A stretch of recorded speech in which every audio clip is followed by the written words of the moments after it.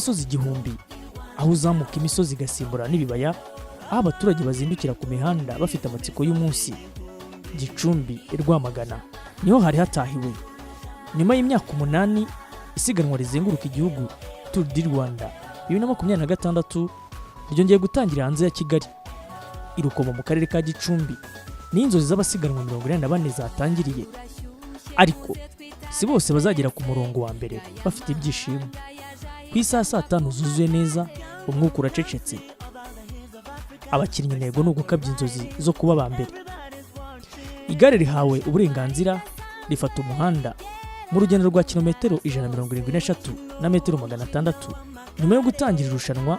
Mu birometero 5 bya mbere, abakinnyi barimo Five da Silva wa Lokaliza, harimo Edenman wa Lembe, harimo Nkundabera wa Team Rwanda, Uwiduhaye wa Benediction, bahise bacomoka mu gikundi basiga amasegonda 20 Mugaru w'ikipe ya Amani ndetse n'umunota umwe basigaga igikundi cyari kiri inyuma aricyo peloto.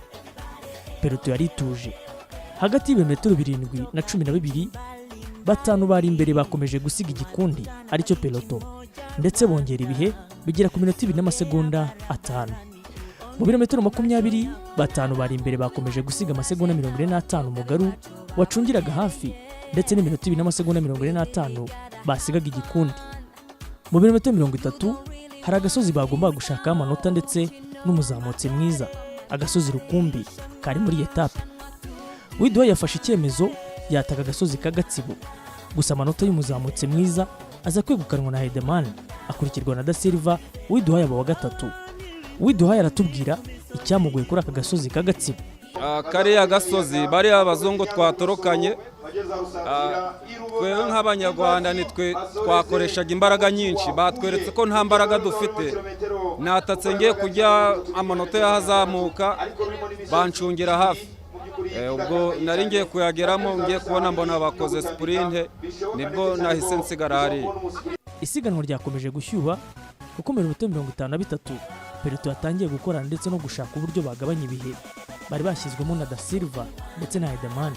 Isiganwa ryakomeje gushyuha kuko mu birometero 53 peloto yatangiye gukorana ndetse no gushaka ibihe uburyo babigabanya.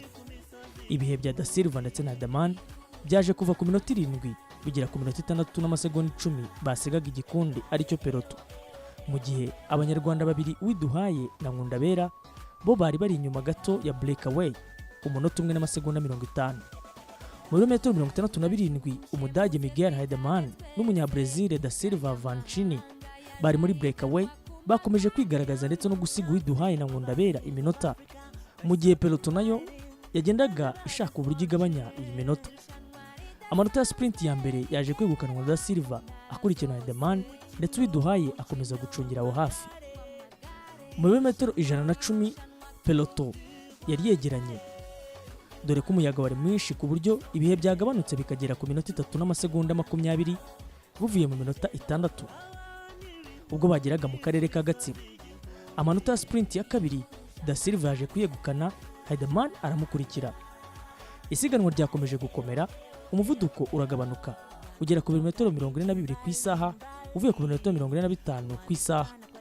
Bivuze ngo umuyaga warabaye mwinshi ndetse ikirere cyatangiye guhinduka ubwo basatiraga mu karere ka Rwamagana. Mu birometero 126 ikipe ya NSN, Movistar ndetse na Eritrea zaturishije isiganwa bagabanya ibihe, hasigaramo iminota 2 n'amasegonda 30. Mu birometero 130 ikinyonyo cyaje kugabanuka kiba iminota 2 n'amasegonda 20 hagati ya Da Silva, Heidemann ndetse na peloto. Hasigamo iminota 2 gusa mu birometero 140 isiganwa ritangira kwegerana. Habura iminota 25 gusa haje kugabanuka ibihe bya peloto yegera Da Silva ndetse na Heidemann bari bari imbere, hasigaramo umunota n'amasegonda 45. Hasigaye ibirometero 20 gusa ibihe byakomeje kugenda bigabanuka, ni nako kandi byakomeje kugenda mu minota 10 bya nyuma, dore ko yari hasigaye mu munota 1 n'amasegonda 55. Twinjiye mu birometero 5 bya nyuma, amasegonda yakomeje kugabanuka aba amasegonda 30. Ibirometero 2 bya nyuma byo byari indyankurye, nako kandi igikundi cyari kiri inyuma cyakomeje kugenda gikurura cyane. Breakaway yari yakomeje kugenda hakiri kare.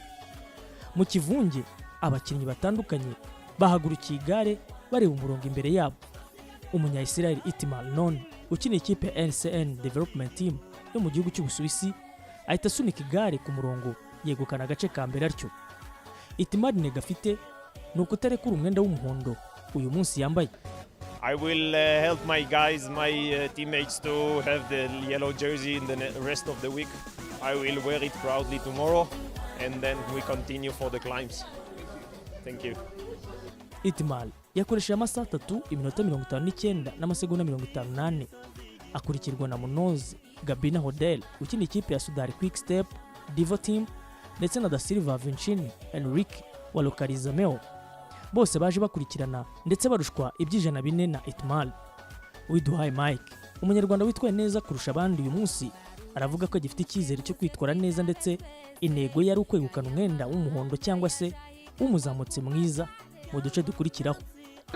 Ubundi ngiye sinzi niba mubyibuka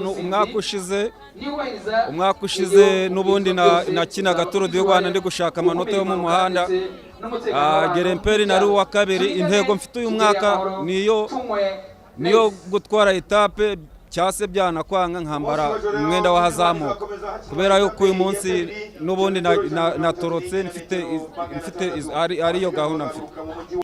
Sempoma Felix ni umutoza w'ikipe y'igihugu aragaragaza ko Tour du Rwanda urwego igezeho rutazababuza kwegukana ari ikibazo kigiye gusa. Ikipe nationale no munsi utatugendekeye neza cyane kuko twari twateganyije gushyira umukinnyi muri Brekoya muri Echappe yagezeyo birananirana uko yakuyeho ari mu birometero 40 bya mbere ariko nabwo n'ubundi Brekoya yihutaga cyane kandi abakinnyi bari babiri iyo barwaniraga amanota y'umusozi kandi twari dufite ntabwo azamuka cyane ariko ubu ngubu navuga ko nubwo tudashoboye kugera kure muri Brekoya na Brekoya twarimo ntabwo yageze kuri finish ariyo ya mbere kuko batsindiye kuri sprint.